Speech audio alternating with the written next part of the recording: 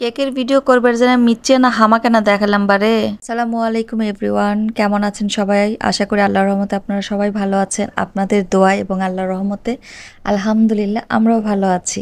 আমি অনেক বছর ধরে বগুড়ায় আছি, বাট বগুড়ার ভাষা আমি বুঝতে পারি সব, কিন্তু আমি প্রপারলি বলতে পারি না। আমি যাচ্ছি আমার খুব পছন্দের একজন মানুষের সাথে দেখা করতে। তো সে কিন্তু জানে না যে আমি তার সাথে দেখা করতে আসছি। তাকে না বলে আসলে চলে আসছি, তাকে ছোট্ট একটা সারপ্রাইজ দেব সেজন্য। আর এই ভিডিওটা কিন্তু ঈদের একদিন পরে কি ঈদের পরের দিন হবে।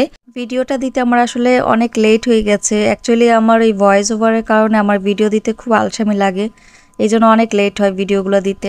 আর ভাই রে ভাই, চুল ছেড়ে যদি অটোতে উঠি তাহলে বাতাসে চুলের স্টাইল একদম উগান্ডা হেয়ার স্টাইল হয়ে যায়। যাই হোক, যন্ত্রণা সহ্য করতে করতে পৌঁছাই গেলাম আমার একমাত্র বিআইবিএনের বাসায়। আর একমাত্র বিআইবিএন বলে কথা, স্পেশাল তো হবেই, তাই না?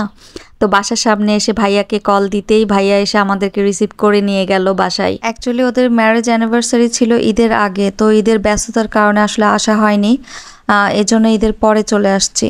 আর ঘরে ঢুকেই তো দেখি আমার বৌমা, ওরে বাবা কি স্টাইলে শুয়ে আছে, আমাদেরকে দেখে এত খুশি।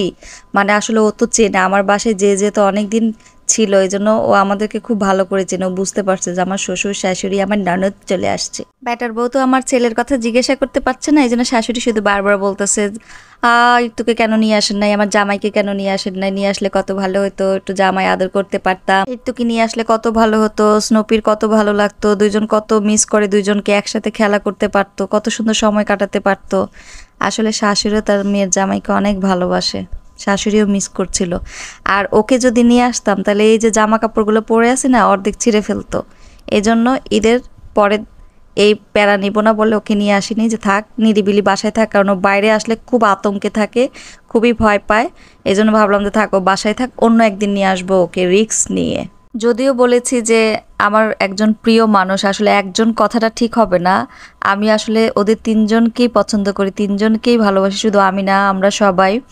আমার বিআইবিএন, আমার ছেলের বউ। সত্যি কথা বলতে আমরা আসার পরে স্নোপি মনে হচ্ছিল যে অনেক খুশি হয়ে গেছে, আমাদেরকে অনেকভাবে খেলা দেখাচ্ছিল, আমাদের সাথে সময় কাটাচ্ছিল, আমাদেরও খুব ভালো লাগছিল ওর সাথে সময় কাটাতে। ওকে দেখলে কেমন যেন ভিতর থেকে খুব ভালো লাগে, খুব খুব খারাপ লাগে ওর জন্য। ওকে যখন ছেড়ে আসি তখন খুব কষ্ট হয়, খুব মায়া লাগে। আবার আমার বাসা থেকে যখন ও চলে যায় আমার সত্যি কি যে কষ্ট হয়, এটা আসলে ভাষায় প্রকাশ করা যাবে না। আসলে এগুলা যাদের মানে আছে তারা বুঝতে পারবে এর মায়াটা, এর ভালোবাসাটা। জানি না কেন যেন ওদেরকে আমার খুব এঞ্জেল মনে হয়। আমি কিন্তু ইট্টুকে এঞ্জেল বলে ডাকি, আর দেখেন এখানে স্নোপিকে সত্যি এঞ্জেলের মতো লাগছিল। এই বুড়িটা অনেক দুষ্টুমি করে, প্লিজ কেউ মাশাল্লাহ বলতে ভুলবেন না, দয়া করে সবাই একটু মাশাল্লাহ বলবেন।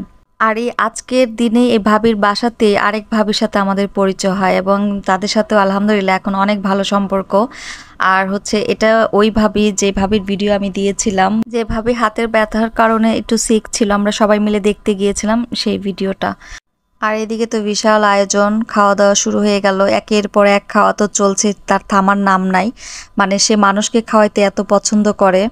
আর সত্যি কথা বলতে ওনার রান্না কিন্তু অসাধারণ, লবণও ঠিকঠাক মতো দেয়। জাস্ট ফান করলাম।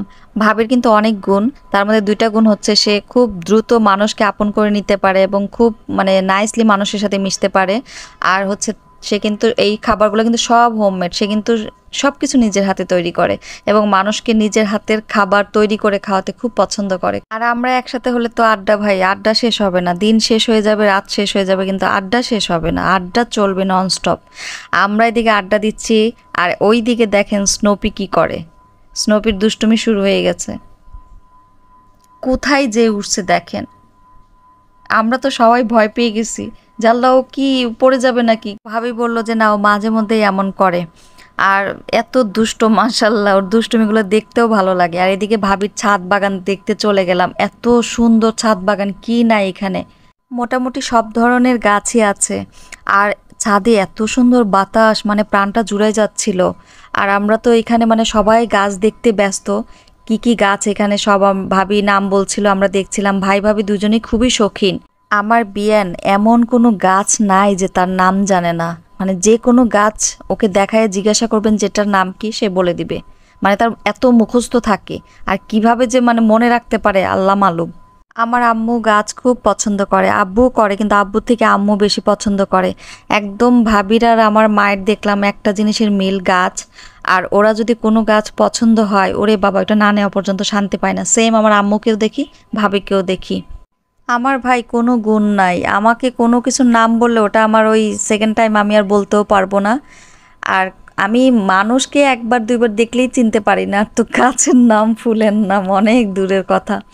আমি দেখেছি যারা গাছ ভালোবাসে, পশু পাখি ভালোবাসে, তারা খুব মিশুক টাইপের মানুষ হয়। তো ভাই ভাবি দুজন মিলে আমাদের জন্য তুলসী পাতা, তারপর পুদিনা পাতা, কারি পাতা, কাঁচামরিচ এগুলো তুলে দিচ্ছিল।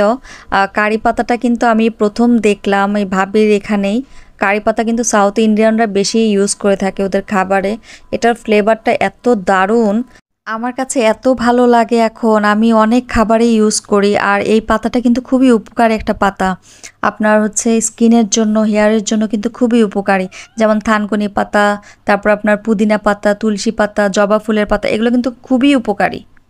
আর এই পুদিনা পাতা, তুলসী পাতা এগুলো আমি শুকিয়ে সুন্দর করে কৌটায় করে রেখে দেব। যখন আমি চা খাবো বা গরম পানি খাবো, ওর মধ্যে দিয়ে খেতে পারবো, অনেক দিন থাকে। তো কিছু খাওয়ার পরে পেটে নাই এক ফোঁটা জায়গা, তারপরে দেখি ভাবি সবার জন্য ডিনার রেডি করে ফেলেছে।